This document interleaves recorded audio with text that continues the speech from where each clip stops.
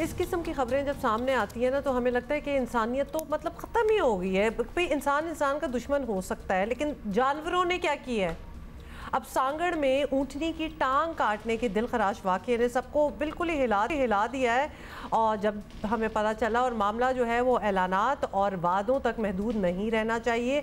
कसूरवारों को सख्त सज़ा मिलनी चाहिए कि कर क्या रहे हैं सज़ा। और इसकी ये तो मिसाली वाक़या होना चाहिए। इस सज़ा को मिसाल बनाना चाहिए, ऐसे नहीं। एक मतलब क्या हुआ, एक रोज़ एक वडेरे के एक बुजुर्ग किसान की ऊँटनी के साथ मामला हो गया और उसने उसके खेत में आ गई, उसके खेत में आ गई और उसने इस जुर्म में ऊँटनी की टांग डाली। ये कोई 1980s की बॉलीवुड मूवी साउंड करती है कि इस किस्म के जुल्म, और जी एक गरीब किसान की ऊँटनी किसी अमीर के खेत में चली गई होगी तो इस किस्म का।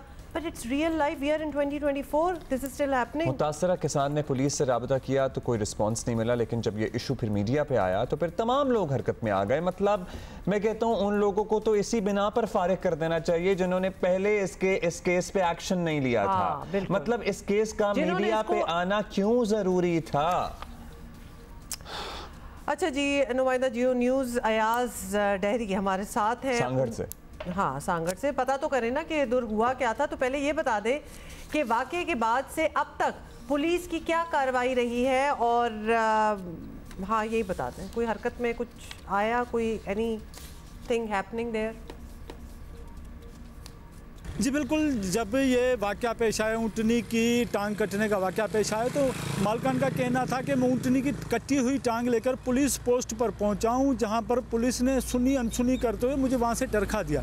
जिसके बाद ऊँट मालिक का कहना है कि मैं मकामी प्रेस क्लब और मीडिया और सोशल मीडिया का सहारा लिया। सोशल मीडिया पर बेइंतहा वायरल होने के बाद वज़ीर आला सिंध और गवर्नर सिंध कामरान टेसोरी ने जब उस बात का नोटिस लिया तो शर्जिल मेमन साहब ने SSP सांगड़ एजाज अहमद शेख से बात की, जिसके बाद उन्होंने जल्दबाजी में या किसी और वजह से नामालूम अफराद के खिलाफ सरकारी मदियत में मुकदमा दर्ज कर।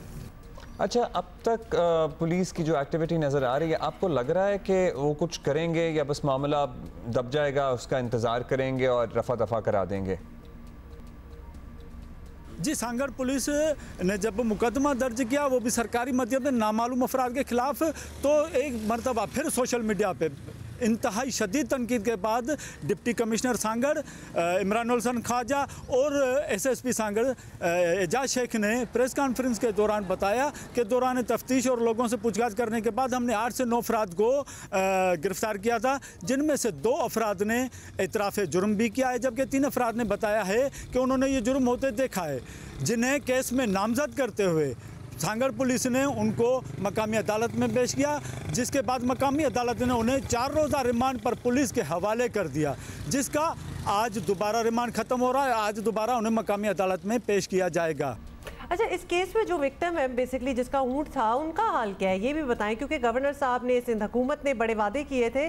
क्या उन्हें कुछ रिलीफ कुछ मिला? जब से ये वाक़या पेश आया है, जियो न्यूज़ मुसलसल मुतासरा ऊँटनी के मालिक से राब्ते में। मुतासरा ऊँटनी के मालिक, जो कि 85 साल उम्र रसीदा शख्स है, वो मुसलसल दबाव का शिकार है।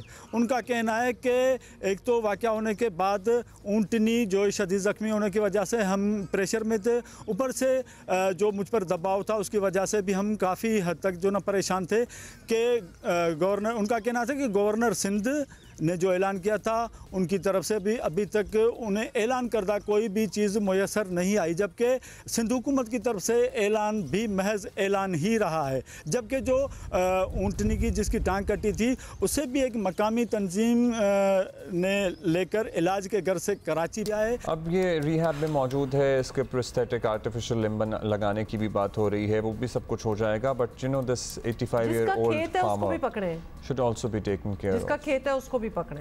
हाँ, सिर्फ उसके मुलाजिमीन तक ना महदूद रहे। ऑर्डर तो वहीं से आया होगा ना ऊपर से कि जो भी अंदर घुसे उसको मार दो। खैर नहीं के